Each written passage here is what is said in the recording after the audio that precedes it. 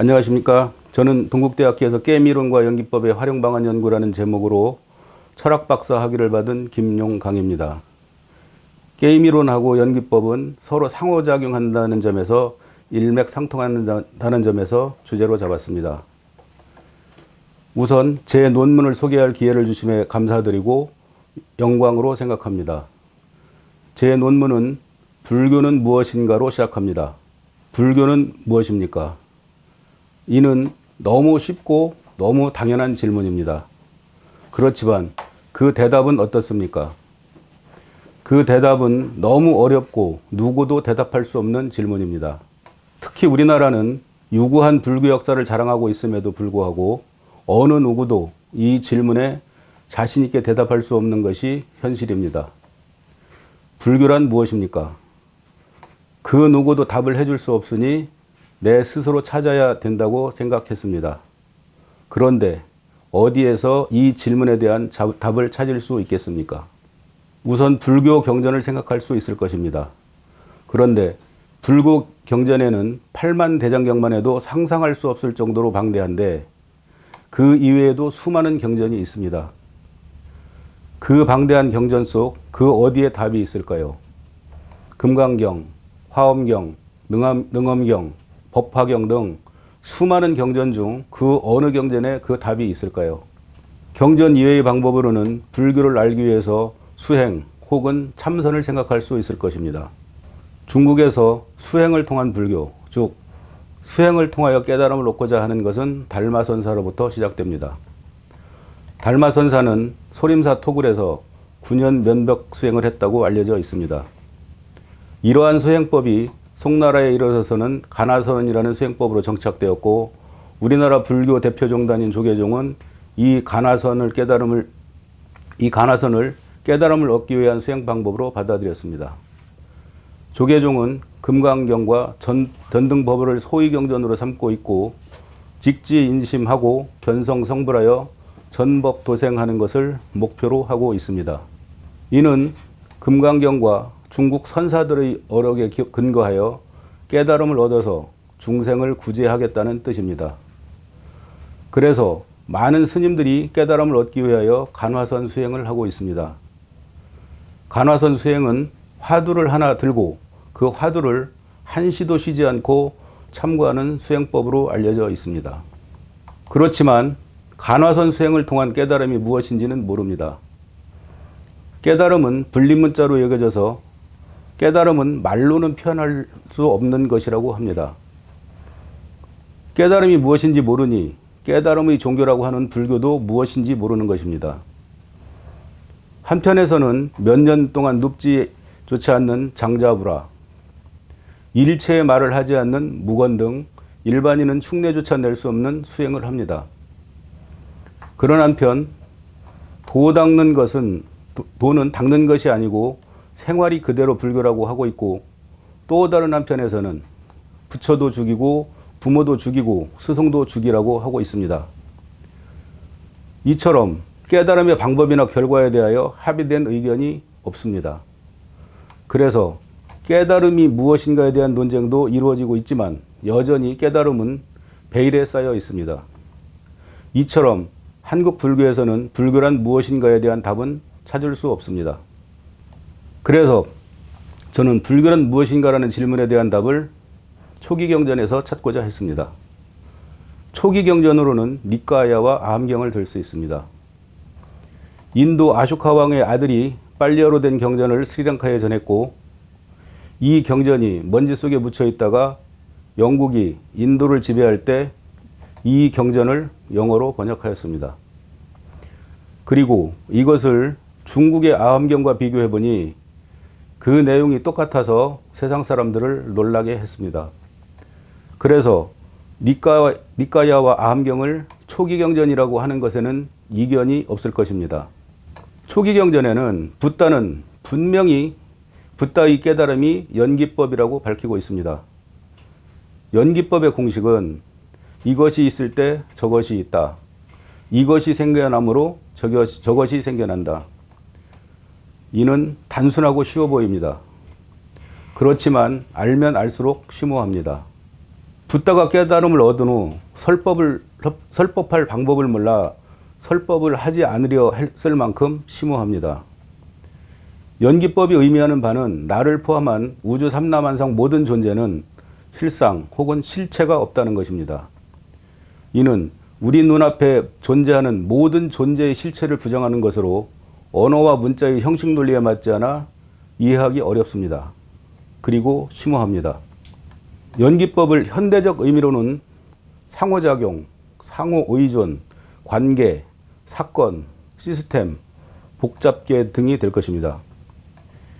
연기법 위의 모든 과학이나 철학에서 존재는 상호의존이 아니라 독립적으로 존재하고 존재가 독립적이니 그 이전의 존재를 찾게 되고 궁극으로 거슬러 올라가게 되면 제1원인을 찾게 됩니다.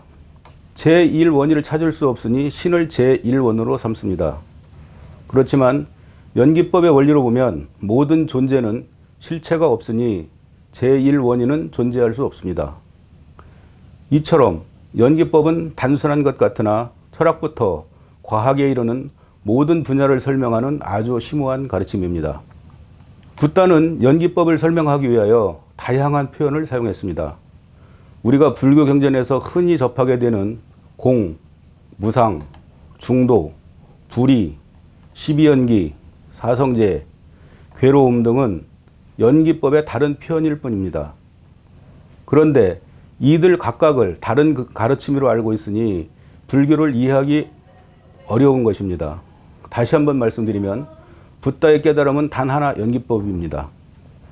이것이 있을 때 저것이 있다. 이것이 생겨나므로 저것이 생겨난다입니다. 우리나라에서 불교의 핵심 사상은 공이라고 하고 있습니다. 그런데 공은 연기로 생겨난 모든 존재는 실체가 없다는 것으로 연기법의 다른 표현입니다.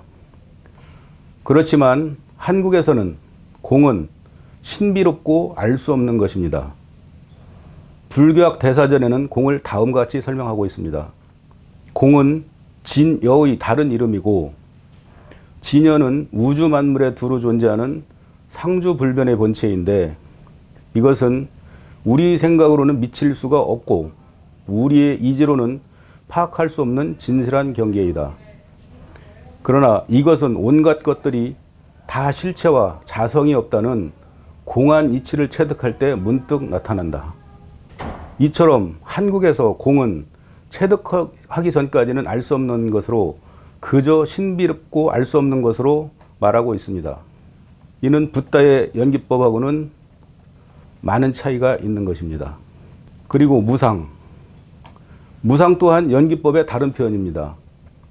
연기로 생겨났으니 조건이 변하면 모든 존재는 한시도 쉬지 않고 끊임없이 변화한다는 것입니다. 무상은 무의미하다거나 덧없다는 것이 아닙니다. 변화한다는 것입니다. 변화는 곧 창조이고 희망입니다.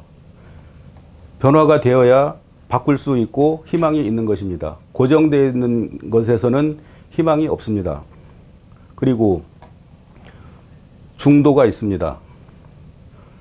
연기법으로 생겨나서 존재는 하지만 그 실체는 없으니 모든 존재는 있다고도 할 수 없고 없다고도 할 수 없는 것입니다. 그래서 비유비무라고도 하고 용수보살은 연기법을 8부 정도로 설명을 했는데 불생불멸, 불일부이, 불내불거, 불상부단, 부단 등으로 설명을 했습니다. 또 우리가 사찰을 들어갈 때 흔히 보는 불이가 있습니다. 불이문인데 불이가 있습니다. 모든 존재는 둘이 아니라는 의미죠. 연기법으로는 모든 존재가 연결되어 있기 때문에 독립적일 수 없습니다. 그래서 둘이 될 수 없습니다. 그래서 그 불이도 그 연기법을 설명하는 그런 내용입니다. 그리고 십이연기는 연기법을 모르는 무명의 상태로 살아가면 삶에 괴로움이 생기고 생로병사가 생기는 것을 12단계로 설명한 것입니다. 붓다는 12연기로만 설명하지 않고 때에 따라서는 10연기, 8연기 그렇게 설명하기도 했습니다. 그렇지만 12연기가 그 표준이 된 것입니다. 그리고 다음에 사성제가 있습니다. 사성제는 연기법을 모르는 무명의 상태에서 살아갈 때 12연기가 나타나고 12연기에 따라서 괴로움이 생겨나고 생로병사가 생겨나는 것을 설명한 것입니다. 따라서 사성제도 12연기와 같이 연기법을 설명하는 것입니다. 그리고 일체계고에서 고가 있습니다. 고는 우리가 생각하는 일반적인 괴로움이 아닙니다. 고는 모든 존재가 변하는데 그 변함이 내 뜻대로 되지 않는다는 것, 그것의 괴로움입니다. 그래서 모든 것을 괴로움이라고 하는 불교는 염세적이라고 하는 내용도 있는데 그런 것은 괴로움을 잘못 해석한 결과입니다.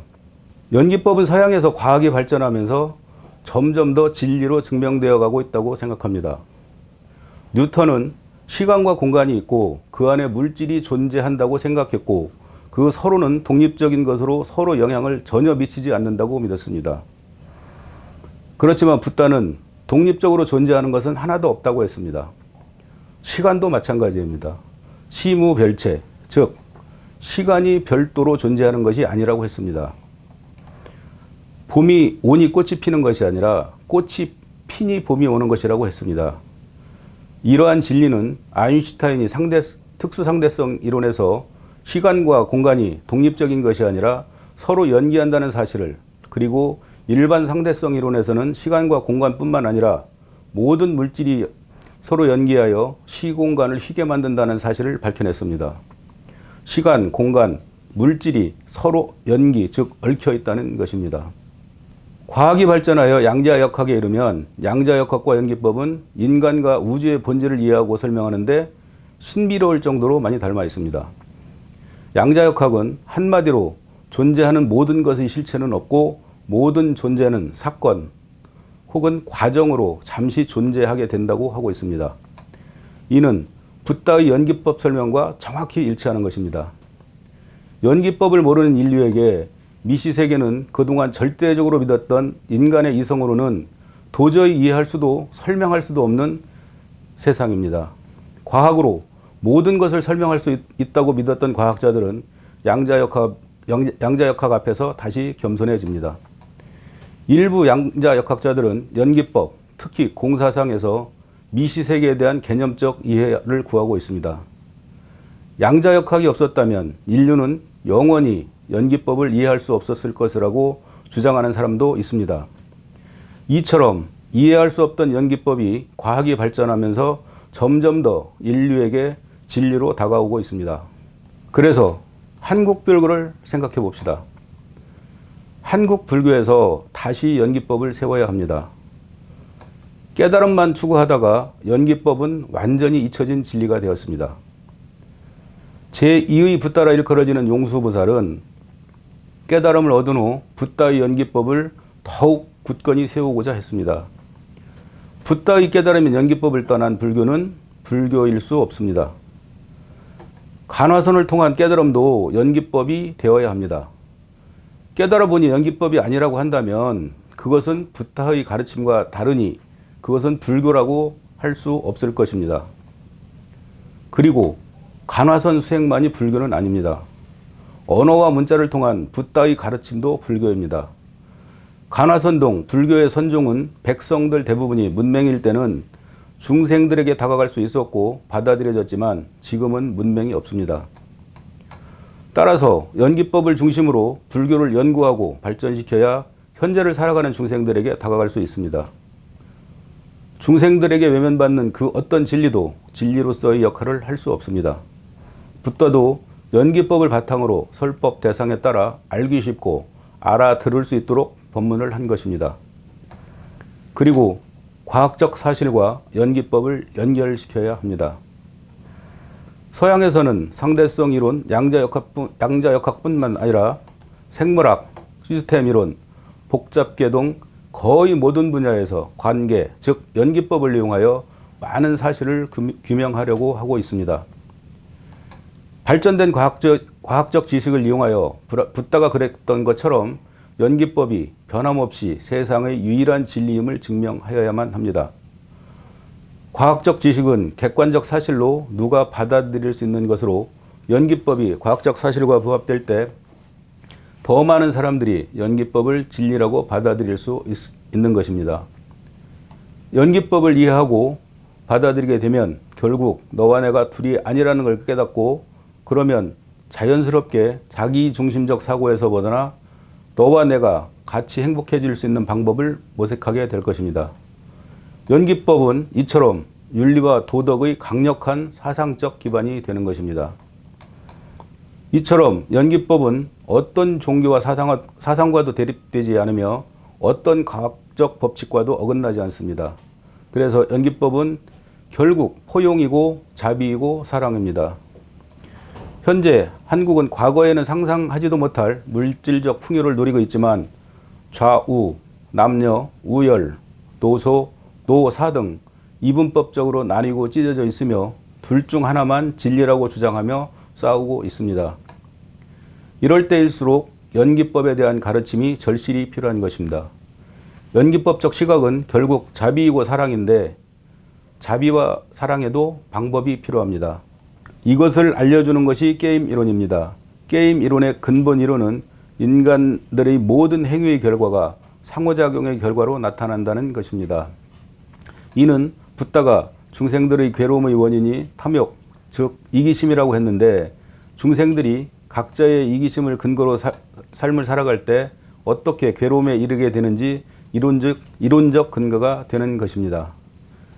게임 이론에는 수많은 모델이 있지만 그중 가장 유명한 모델이 죄수의 딜레마입니다. 붓다가 지적한 대로 중생 모두가 각자의 이기심을 가지고 세상을 살아간다면 이 죄수의 딜레마에서 영원히 벗어날 수 없습니다. 그렇지만 이 딜레마에서 벗어날 수 있는 방법으로는 팁포텟이 있습니다. 이는 무조건적 자비나 사랑이 아니라 먼저 자비나 사랑을 베풀되 상대가 자비나 사랑을 합리적으로 받아들이지 않고 불로소득처럼 이용만 한다면 그에 대응하라는 것입니다. 나 혼자만 이기심을 버리고 무조건적인 사랑과 자비를 베푼다면 상대방은 물론 자신도 좋지 않은 결과를 얻게 될 것입니다. 이 세상은 모두 연결, 즉 연기되어 있기 때문에 나 혼자서는 세상을 바꿀 수 없습니다. 같이 바꿔야 합니다. 그래서 많은 사람들이 연기법을 이해하고 받아들여야 합니다. 마지막으로 다시 한번 말씀드리면 붓다의 깨달음은 연기법입니다. 팔만대장경을 한마디로 줄이면 연기법입니다. 그리고 연기법은 자비이고 사랑이고 포용입니다. 붓다의 깨달음의 연기법을 많은 사람들이 받아들인다면 서로 사랑하게 되고 우리가 살아가는 세상은 더욱 따뜻하고 살만한 세상이 될 것입니다. 감사합니다.